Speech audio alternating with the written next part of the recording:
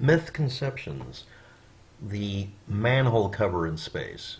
Yeah, I'm going to do the vid. I've done a video about this before, but it's weird that there's so much clutter on the net you can't find an answer. And no, the image I'm going to use for this is an AI-generated fake image of a manhole cover going into space, because that's what people keep using.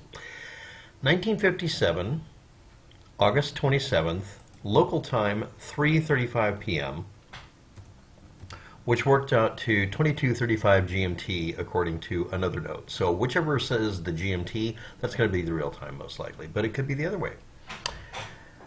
And it was at a location at these numbers. And I've made them slightly vague. They're not really vague, because the area has changed so much since then, because it was a place where people blew up atom bombs. Now anyway, it's at 37.049, basically 37.05 degrees, by negative 116.0347. Please understand at the time what they were doing. And this is about 30 miles from the closest Google Street View.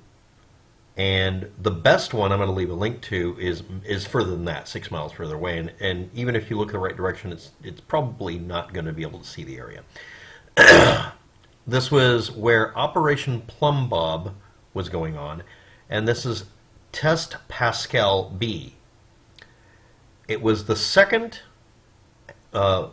underground nuclear test that we know of on Earth. The first one was Pascal A a while earlier. And that one produced an interesting outcome. These are around 500 feet down dug boreholes.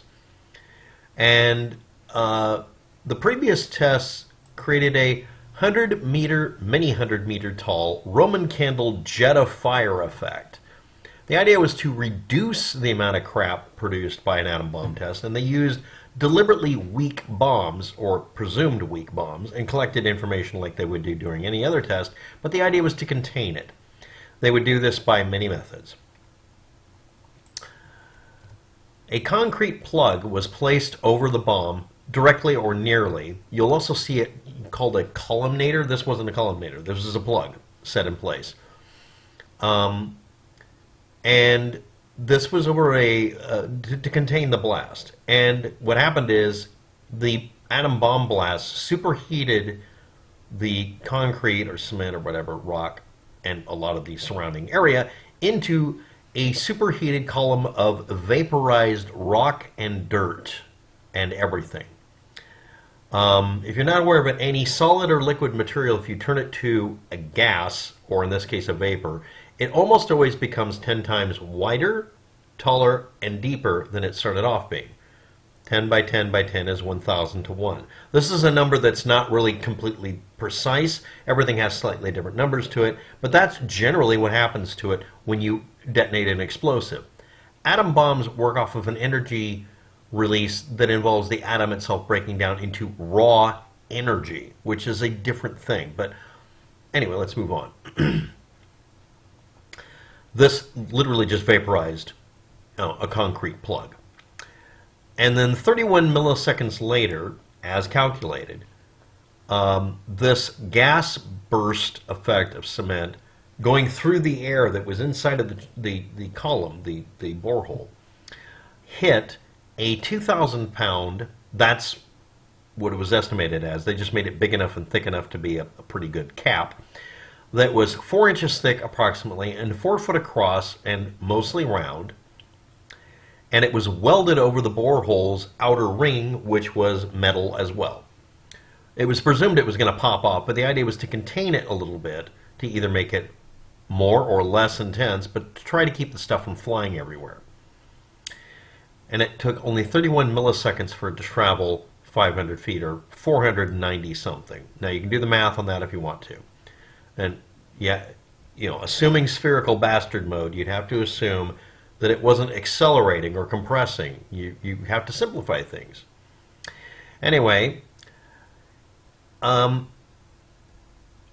focused on all of this was a 1,000 frame per second high-speed camera. And in a single frame from that camera, the cover was visible after being laying there, then visible in frame, and then out of frame. Now, we are not told what field of view, how many feet it represented, which would give us the ability to figure out a calculation of speed very accurately. If you get a 1 frame per second from here to here, 1 frame from here to here at 1,000th of a second, and you know this distance is 10 feet, that's 10 feet per millisecond, so per second that's 10,000 feet a second, which is, whatever this distance is, you can just do that, right? That information isn't provided. The field of view, the actual picture. Again, I'm going to use a thumbnail that's fake because, well, there's some suspicious shit going on here. Now, where do we get all these numbers and math from? Prior to it being fired, it was assumed that we could treat it as a loose iron cap at that mass and shape using a math. I'm going to give you the details by using an assumption of it being the coin shot out of a gun thing, where you fire a silver dollar, if you're not aware of it, out of a cannon, and you measure its actual speed versus a round ball with the same mass versus a round ball with the same diameter, and you figure out the math from that, made out of the same material. Not that the material matters, because at mass, it's the diameter and shape that are important. And it's also assumed there was a vacuum going on. We eliminate the air. It assumed that there was no material strength. We're not talking about how strong it is. We're assuming an infinitely strong cap.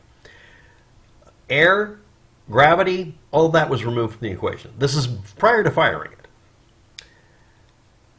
Just a mass and shock reflection calculation with the correction factor for it going from a round ball to a silver dollar fired out of a cannon. That's actually where the equation comes from.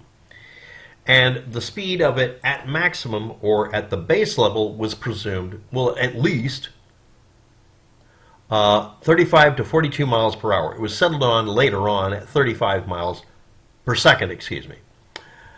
Now, that would mean that it would be moving at a speed that where at ground level, it would vaporize in the atmosphere into literally a brownish red rust gas pocket flowing up in the air, a smoke ring. There wouldn't be anything physically left over. That was the presumption. And there is a statement that a high-speed camera had a 1 millisecond, 1,000th of a second, image of the manhole cover, as you're going to call it, being up somewhere in the image. It could have been just like off the edge over here, barely visible. It could have been, but we don't know the distance. And obviously, if anybody's not aware of it, I'm notorious for ruining people's fun stories by actually doing the math and doing the calculations and figuring out field of view and shit and finding out that, no, that wasn't a UFO. That was literally a bug flying past a camera that was already moving very fast. And the bug speed it was basically not moving. The drone flying towards it created that zip effect because the bug was trying to avoid being hit by something it perceived as a big bird. Yeah, if you ever saw that video out in the middle of nowhere, well, someone said it's a bug. It is a bug because 2 of the frames, if you get the raw video, which they got rid of as fast as possible, showed flap. It's a bug. It was a big sand hornet, about that big. So no, it wasn't the size of a house and moving Mach 10 because there was no bow shock that would have knocked the thing out of the air. There was no thunderous shock wave. Nobody noticed anything until the camera video was played back. Well, you didn't notice. Well, sci-fi UFO stuff. I ruin people's day because I actually get it. And much to the chagrin of the individuals did it, they didn't tell anybody where the video was recorded. And someone did a street view a couple of weeks later by accident, driving out there, and made a full street view that got posted. So that story of the spaceship out in the middle of the desert flying past a drone, if you go look it up, was debunked because someone didn't know that someone was going to do a street view volunteer kind of activity, because the street view volunteer guys were out in the national parks. So claiming at 35 to 42 miles per second, okay, we're going to round it off to a spherical 40 miles per second. 40 miles. Okay, how many thousand feet are in a mile? 5,200. So we're going to call it a mile 5,000. It's over 5,000. So we got 5 and 4 to 200.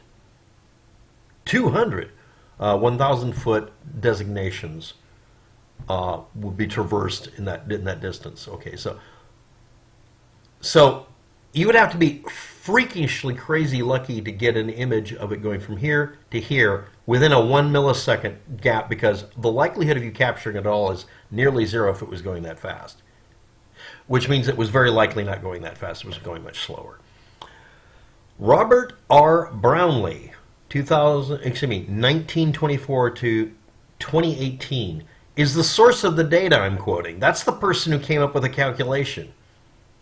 That's the person. He was talking about what he was telling other people because they had a good laugh about it.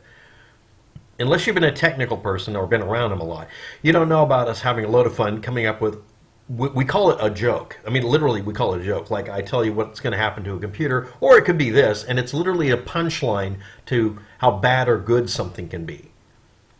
Because we're all optimistic and pessimistic at the same time. And he's sitting there saying, yeah, this might be the fastest thing and get into orbit. And then a little while later, Sputnik happened. And many, many years before, they changed the definition of being in space and found out that a V-2 rocket launched by the Nazis was the first thing in space. Anything but the Russians.